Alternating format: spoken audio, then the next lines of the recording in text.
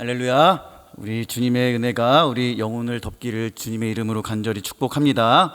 네, 우리 하나님 아버지의 말씀을 따르는 그 삶이 가장 복된 삶입니다. 늘 그것을 마음에 상기시키면서 그 삶으로 우리 하나님을 영화롭게 해드릴 수 있는 우리의 믿음 될 수 있기를 주님의 이름으로 간절히 축복합니다. 네, 앞뒤 좌우로 좀 인사하겠습니다. 우리는 하나님의 사랑의 증거입니다. 한 번 더 인사할까요? 하나님의 말씀만 따르는 삶이 되시길 소망합니다. 네, 그런 삶을 사시길 주님의 이름으로 간절히 축복합니다. 오늘 본문은요, 사실 우리가 잘 알고 있는 말씀입니다. 오늘 말씀, 하나님은 우리의 선한 목자가 되어주시고요, 우리는 그분의 순하디 순한 양입니다. 그렇죠? 순한 거 맞으시죠? 예, 순하고 순한 양입니다. 그리고 우리는 그분을 어떻게 해요? 그저 따르기만 하면 됩니다 라고 하면 오늘 설교가 사실 끝이거든요. 더 할 게 없는데 그래도 준비한 게 있으니까 넉넉한 마음으로 좀 들어주시면 감사하겠습니다. 예수님은 우리의 선한 목자가 되시고 우리는 그분의 양이다 라는 말을 익히 들어오셨고 우리가 삶에서 늘 고백합니다. 우리에게는 너무나 익숙하게 또 많이 들려온 표현이기도 하죠. 흔하고 친숙하기는 하지만 여러분, 하나님께서 나의 선한 목자가 되어주시고 우리는 그분의 양이 된다라고 했을 때 벅찬 감동이 막 물을 듯이 밀려오세요.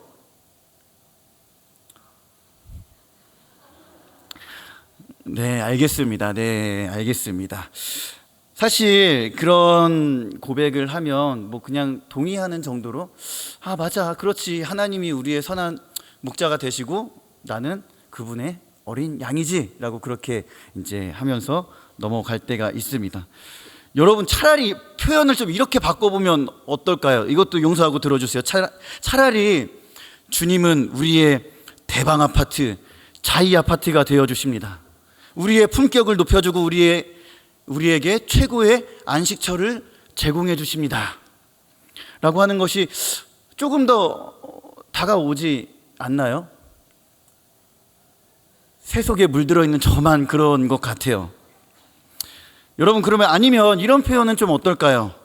주님은 영원한 우리의 제1금융지점장이십니다. 우리의 통장을 영원히 마르지 않게 하시고 또 마이너스 통장이 영원히 없게 하실 겁니다. 그 주님은 우리들의 삶을 언제나 넉넉히 채워주실 겁니다 라고 표현한다면 오늘을 살아가는 우리에게 그 표현보다는 지금의 표현이 조금 더 다가오지 않을까라는 생각을 해보게 됩니다. 여러분, 그렇다면 양은 어떻습니까? 양은 어떤 이미지예요? 순하고 조용한 것 같은, 조용할 것 같은 그런 이미지가 있죠. 그런데 제가 우연찮게 이제 우리 목사님들하고 이제 식사를 하다가 TV에서 한 그 동물 농장이라는 프로그램을 봤는데 이제 집에서 양을 키우는 사람에 대한 이야기였거든요. 목장이나 이런 데서 키우지 않고 집에서 키우더라고요. 근데 양이 사이즈가 굉장히 또 크잖아요. 근데 그 양이 어떤 모습을 보여주냐면 자기 앞에 있는 강아지 개밥을 막 뺏어 먹는 거예요. 그러다가 개한테 막 물립니다. 도망가요. 그리고 마당에 있는 잡초를 막 뿌리채 뜯어 먹습니다. 먹고 또 먹으니 배가 어떻게 되셨겠어요? 배가 부풀어 오릅니다. 그렇게 집에 들어와서 거실에서 막 꼬리를 흔드는 거예요. 여러분, 양이 꼬리를 흔든다는 건 어떤 의미인지 아세요? 강아지가 꼬리를 흔들면 그거는 분명히 집주인을 향한 반가운 표현이 맞아요. 그렇죠? 강아지를 키워보시는 분들은 다 아시잖아요. 근데 양이 막 꼬리를 팍팍팍 흔드는 게 무슨 의미냐면 지금 우리가 그것을 씹은 그런 표정 같은 거예요. 똥을 싸겠다, 이제 약간 그런 신호거든요. 그래서 막 꼬리를 팍팍팍 흔들더니 이제 거실에다가 구슬 아이스크림 같은 막 변을 막 이렇게 하더라고요. 거기서 끝나지 않아요. 그리고 나서 또 어떻게 하냐면 또 뭐 배가 고팠는지 집에 있는 화분을 막 뿌리채 막 뽑아 먹더라고요. 여러분, 이게 양의 모습입니다. 절대 조용하지 않고 절대 순하지 않고 자기가 하고 싶은 것들을 다 하며 살아가는 존재가 또 양이기도 합니다. 제가 그 모습을 보면서 이제 마태복음 9장 36절에 그 기록된 것처럼 목자 없는 양의 모습이 저런 모습은 아닐까라는 생각을 좀 해보기도 했고요. 물론 그런 문맥으로 사용된 것은 아닙니다. 그리고 또 이사야 53장 6절에 보면 어떻습니까? 우리는 다 양 같아서 그릇 행하여 각기 제 갈 길로 갔거늘, 이런 표현들이 나오죠. 여러분, 우리가 설교를 통해 양에 대한 특성을 굉장히 많이 들었고 잘 알고 있습니다. 근데 이런 표현들, 목자와 양이라는 이 표현은 사실 오늘을 살아가고 있는 우리들에게는 크게 막 공감이나 은혜를 불러일으킬 만한 그런 표현들은 아닙니다. 그래서 부연 설명이 조금 더 필요할 것 같습니다. 여러분, 예수님 당시 그 시대, 팔레스틴 시대만 해도 이스라엘 사람들은 이 목자와 양을 보고 듣고 그 생활에 익숙했던 삶을 살았던 시대입니다. 일상 속에 묻어있는 익숙하고 생생한 경험들이었습니다. 우리와는 반대로 유목민, 양을 치는 문화에 익숙했던 시대가 예수님 시대입니다. 구약에 가면 그것이 더 명확해지지 않습니까? 구약에서는 하나님을 이스라엘의 무엇으로 고백합니까? 목자로 고백을 합니다. 한번 보여주실까요? 네, 말씀 보여주시면 우리 한번 말씀을 읽어보도록 하겠습니다. 시작. 요셉을 양떼같이 인도하시는 이스라엘의 목자여, 귀를 기울이소서. 그룹 사이에 자정하시니여 빛을 비추소서. 여호와는 나의 목자이시니 내게 부족함이 없으리로다 라고 고백하고 있습니다. 그러나 이렇게 은유적인 표현도 있지만 야곱은 임종 직전에 하나님을 어떻게 고백합니까? 하나님을 내 삶을 인도하신 내 삶의 목자가 되십니다라고 고백을 하기도 합니다. 시편 78편을 보면 이런 내용들이 나와 있습니다. 이스라엘 백성들이 애굽에서 400년 이상을 종노릇 할 때 거기에서 인도하셨던 하나님을 어떻게 고백합니까? 그들을 양들처럼 인도하시고 광야를 지날 때 그 양들을 인도하신 목자로 그렇게 고백을 합니다. 여러분, 이스라엘의 왕은 어땠을까요? 이스라엘의 왕과 종교 지도자들은 어떤 심정을 가지고 백성들을 다스려야 했을까요? 목자의 심정으로 자신들의 백성을 돌봐야 했습니다. 목자가 양떼들을 매일 성심을 다해 먹이고 인도한 것처럼 백성을 그렇게 인도해야 했습니다. 그렇지 않으면 그 책임을 하나님께서는 반드시 그들에게 물으셨습니다. 그래서 스가랴 11장 17절은 우리들에게 이렇게 얘기를 해주고 있습니다. 같이 읽어볼까요? 시작. 들진저 양떼를 버린 목된 목자여, 칼이 그의 팔과 그쪽 눈에 내버리니 그의 팔이 아주 마르고 그의 오른쪽 눈이 아주 멀어 버릴 것이라 하시니라. 아멘. 구약에는 이러한 내용들이 구체적으로 등장을 하고 있습니다. 여러분, 그렇다면 신약에는 어떻게 표현을 하고 있을까요? 마태복음 15장 24절에 보면 예수님은 이스라엘의 집에 잃어버린 양에게 보내심을 받았다라는 그러한 기록이 나와 있습니다. 요한복음 21장 15절에서 17절에도 보면 예수님께서 제자들을 목자와 같이 여기시며 그 양들을 먹이고 치라, 이렇게 말씀을 해주고 있습니다. 더 나아가서 베드로는 어땠을까요? 베드로 전서 5장 2절에서 4절을 보면 이러한 내용들이 나와 있습니다. 2절에 보니까 어떤 표현이 나와 있습니까? 하나님의 양 무리를 치되라는 표현이 나와 있고요. 3절에는요, 양 무리의 본이 되어라 라고 얘기하고 있습니다. 4절은요, 목자장이 나타나실 때에 시들지 아니하는 영광의 관을 얻으리라 라고 말씀을 해주고 있습니다. 여러분, 구약과 신약을 통틀어서 하나님, 예수님을 목자로 표현하고 우리들을 양으로 표현하는 곳이 굉장히 많이 있습니다. 그래서 우리들은 이 표현을 다시 한번 묵상해 볼 필요가 있습니다. 그리고 하나님 앞에 우리들은 어떠한 모습으로 서 있어야 하는지도 다시 한번 생각하고 우리들의 신앙을 점검해 볼 필요가 있는 것이죠. 이 요한복음 10장은요, 그 앞에 있는 9장의 말씀과 좀 연계해서 읽어볼 필요가 있습니다.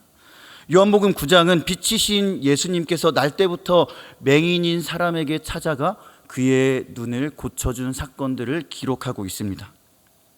날 때부터 맹인이었던 사람이, 여러분, 그의 눈만 어두웠을까요? 그의 생각과 삶 자체가 굉장히 어두웠을 겁니다. 그런 예수님은 빛으로 그에게 가셔서 그를 고쳐주시죠. 그런데 거기에 어떤 무리도 함께 있었습니까? 바리새인들도 같이 있었습니다. 바리새인은 그 예수님을 시기하고 못마땅해 합니다.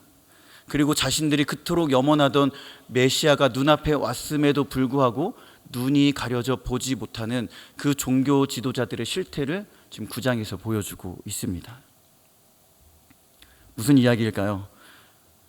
빛을 알아보지 못하는 어리석은 종교 지도자들의 모습을 보면서 10장에 이르러서는 선한 목자이신 내가 지금 너희들에게로 왔다라고 얘기를 해주고 있습니다. 그런 예수님께서 자신을 이렇게 표현을 하십니다. 여러분, 우리 7절에서 9절의 말씀을 같이 한번 읽어보도록 하겠습니다. 시작. 그러므로 예수께서 다시 이르시되 내가 진실로 진실로 너희에게 말하노니 나는 양의 문이라. 나보다 먼저 온 자는 다 절도요 강도니 양들이 듣지 아니하였느니라. 내가 문이니 누구든지 나로 말미암아 들어가면 구원을 받고 또는 들어가며 나오며 꼴을 얻으리라. 아멘. 예수님께서요, 우리가 읽은 그 본문 바로 앞에 1절에서 6절에 이미 똑같은 말씀을 하셨습니다. 그러나 듣는 이들이 깨닫지 못해서 다시 한번 그 양의 문의 비유를 직설적으로 풀어서 지금 얘기를 해주고 있는 거거든요. 예수님께서 말씀하신 요점은 분명합니다. 나는 양의 무엇이다? 문이 된다라고 얘기를 해주고 계세요. 그리고 나보다 먼저 온 자는 강도 도둑이다. 그러나 다행히도 양들은 그들의 말을 듣지 않았다라고 하고 있죠. 그리고 나서 마지막에 어떤 말씀을 하십니까? 나를 통해 들어가는 자만이 구원을 받고 가장 좋은 꼴을 누린다라고 이야기를 해주고 있습니다. 양의 문은요, 양의 목자와 동일한 의미를 갖습니다. 고대 근동에서는 작은 규모의 목장에서 이 목자들은 문 입구에서 누워서 밤을 지새는 경우들이 허다했습니다. 그렇기에 이 양의 문과 목자를 동일시하기도 했던 거죠. 그렇기에 예수님께서 말씀하신 이 양의 문으로 들어간다라고 하는 것은 선한 목자이신 그 예수님 안으로 들어간다라는 의미가 됩니다. 그 문을 통과하여 예수님께서 예비하신 그 하나님 나라 안으로 들어와 하나님 나라의 통치를 받겠다라고 하는 그 의미가 여기에 담겨 있습니다. 그렇기에 이 목장은 목자의 책임도 중요하지만 그 문으로 들어와 목자의 이야기를 들어야 하는 양의 책임도 분명히 따른다라고 하는 겁니다. 오늘 말씀은 목자의 책임도 강조하지만 더불어서 양의 책임도 강조하는 모습들을 보여주고 있습니다. 양은 자신의 목자의 음성만 듣고 움직여야 하기 때문이죠. 양은 어떻게 목자의 음성을 듣고 움직일 수 있습니까? 목자와 양 안에 형성된 그 관계와 경험, 그 관계와 경험으로 움직이게 됩니다. 양들은 자신과 하루 이틀 정도 보낸 목자의 음성을 듣지 않습니다. 노래를 아무리 잘하는 그런 성악을 하는 사람들이 와서 그렇게 양을 불러도 양들은 절대 움직이지 않습니다. 왜요? 그 사람들과 좋은 경험과 관계가 형성되어 있지 않기 때문에 그렇습니다.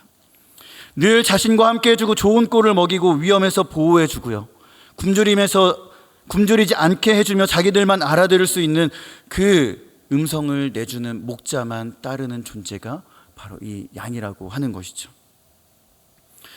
여러분, 우리는 그렇게 우리를 향하신 우리 주님의 아름답고 우리를 안전하게 지켜주시는 그 주님의 소리를 들어야 될 줄로 믿습니다. 세상의 소리는 듣기 좋아 보이지만 결국 우리들을 지켜주거나 보호해 주지는 못합니다. 오히려 주님과 우리의 관계를 멀게만 할 뿐이죠. 우리가 주님의 음성을 들어야 하는 이유는 어디에 있습니까? 우리가 그분의 음성을 들을 때 그분의 마음을 알고 그분의 마음에 따라 움직일 때 우리들은 예수님을 따라 살아갈 수 있는 삶을 살 수 있기 때문에 그렇습니다. 우리의 목자이신 그 예수님의 소리를 듣고 움직일 때 우리는 양처럼 예수님을 따르고 그분의 성품을 따라갈 수 있는 것이죠. 여러분, 그 삶이 천국을 기대하고 천국을 살아가는 삶인 줄로 믿습니다. 그것이 목자를 따르는 양의 삶인 것입니다.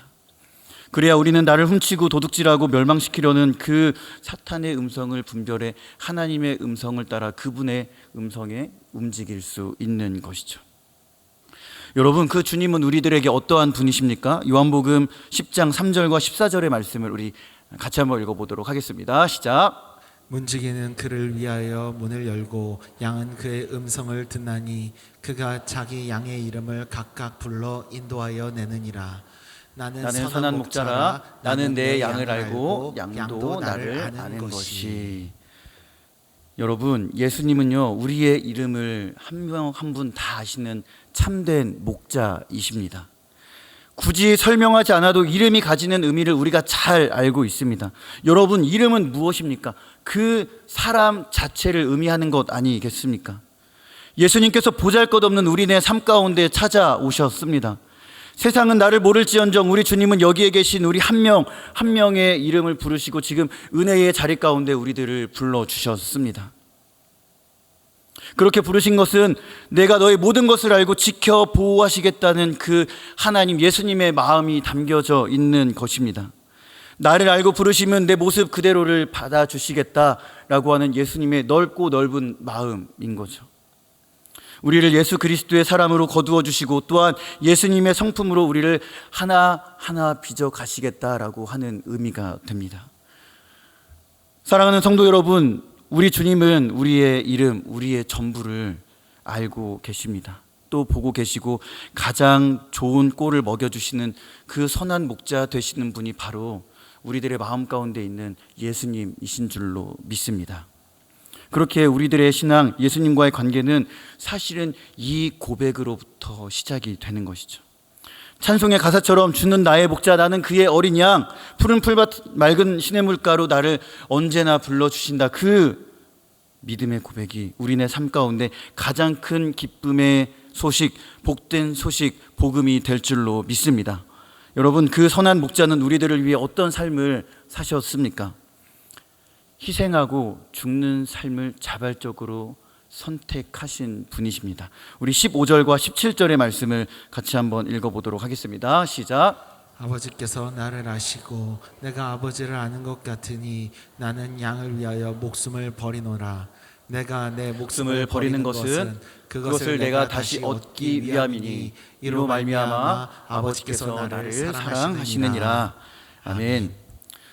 여러분, 우리 주님은 늘 그릇 행하고 그릇 생각하고 그릇 바라보며 그릇 말하는 양과 같은 그런 우리를 위해 죽는 삶을 선택하셨습니다. 왜요?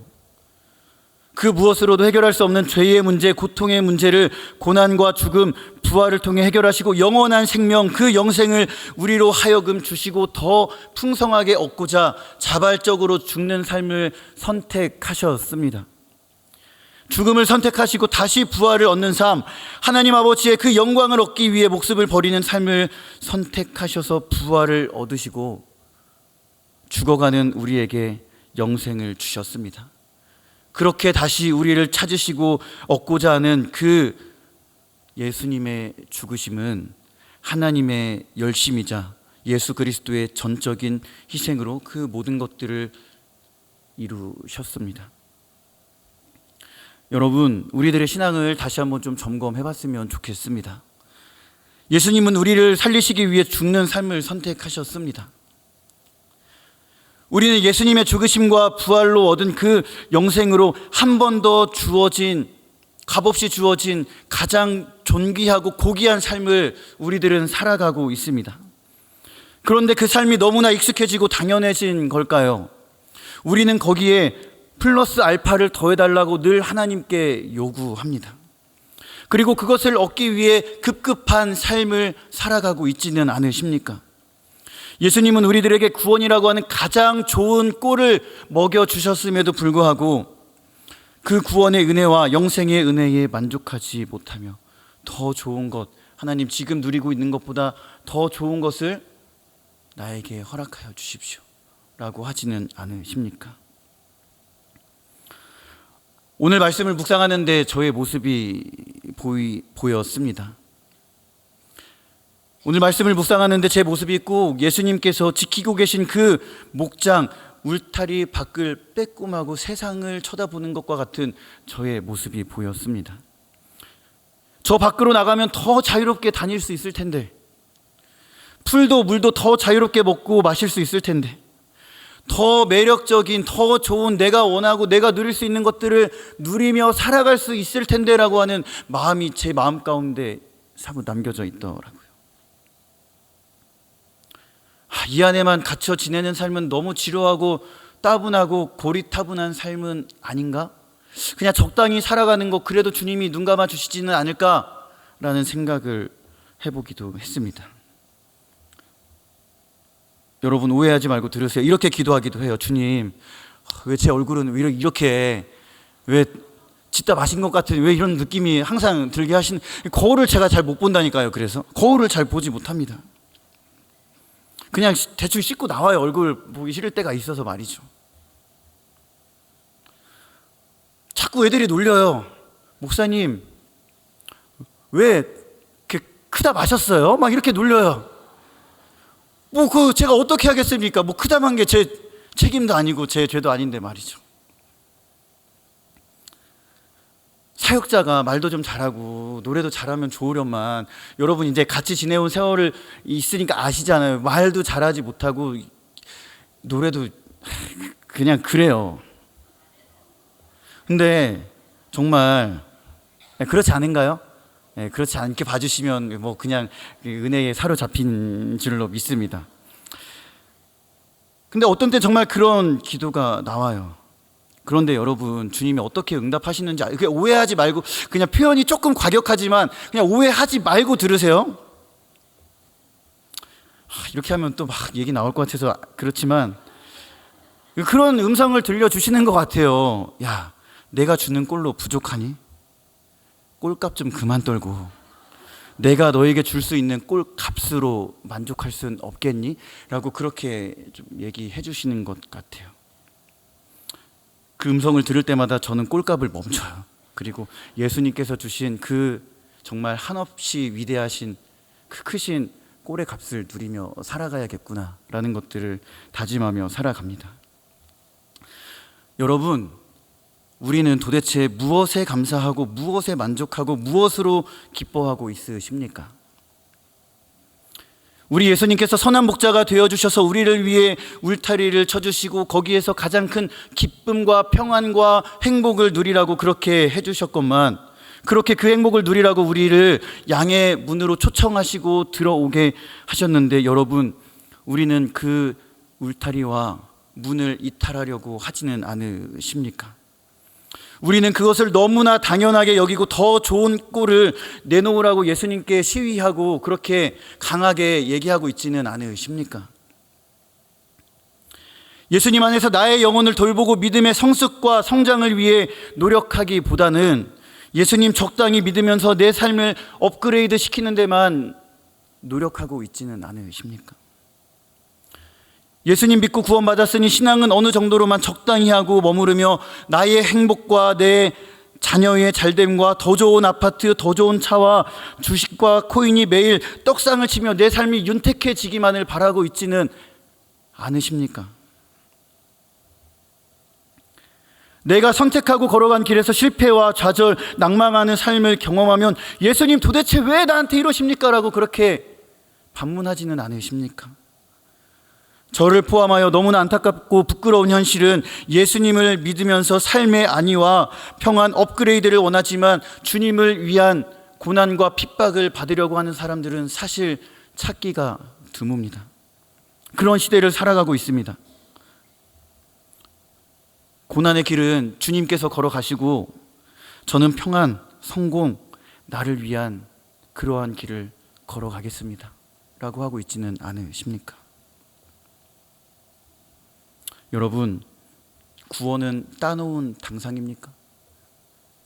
구원이 주어졌다면 우리들은 그 받은 구원을 이루어가야 할 삶의 구원도 이루어야 될 삶인 줄로 믿습니다. 다시 한번 잘 생각해 보십시오. 여러분, 예수님의 고난이 그냥 이루어졌습니까? 아니요. 이런 우리 어린 양 부족하고 어리석은 우리 양들을 위해 예수님께서 십자가에 몸을 찢기시고 피 흘려 목숨까지 내어주신 그 예수님의 그 십자가 희생을 다시 한번 생각해 보십시오. 그 예수님께서 물론 육신의 아픔도 있었지만 그렇게 살아가는 우리들을 보며 마음이 갈기갈기 찢어지지는 않았을까요? 사실 육신의 아픔보다 그런 모습을 보며 마음이 갈기갈기 찢어지는 그 아픔이 더 우리 예수님은 아프지 않았겠습니까? 사랑하는 성도 여러분, 예수님께서 주신 그 구원, 영생의 꼴을 먹으며 그것으로 만족하고 가장 감사할 수 있는 우리들의 삶이 될 수 있기를 주님의 이름으로 축복합니다. 여러분, 우리가 사실은 잘 알고 있지 않습니까? 우리 삶의 가장 큰 성공과 행복과 복과 은혜는 우리 예수님께서 부족한 양과 같은 우리네 삶 가운데 찾아오셔서 선한 목자가 되어주셨고 그 분으로 인해 받을 수 없는 구원, 영생의 복을 누렸다는 것이 가장 큰 성공이자 행복, 은혜 아니겠습니까? 내 삶에서 그런 믿음의 고백이 있을 때 우리들은 비로소 선한 목자가 되시는 그 예수님을 정말 어린 양의 심정과 같이 따라갈 수 있습니다. 여러분, 그런 목자가 나의 선한 목자가 되어주신다면 어떠한 길도 우리들은 걸어갈 수 있지 않겠습니까? 시편 23편 4절의 고백처럼 내가 사망의 음침한 골짜기로 다닐지라도 해를 두려워하지 않을 것은 주님께서 나와 언제나 함께 해주시기 때문이라고 얘기하고 있지 않습니까? 말씀을 맺어보겠습니다. 사랑하는 성도 여러분, 양과 같이 한없이 연약하고 부족한 그 나의 삶, 인생이어도요, 예수님은 사실 크게 개의치 않으시더라고요. 그래도 우리들을 너무 사랑하시고 또 소중히 여기셔서 하기 싫은 일을 감당하시러 이렇게 선한 목자로 오셨습니다.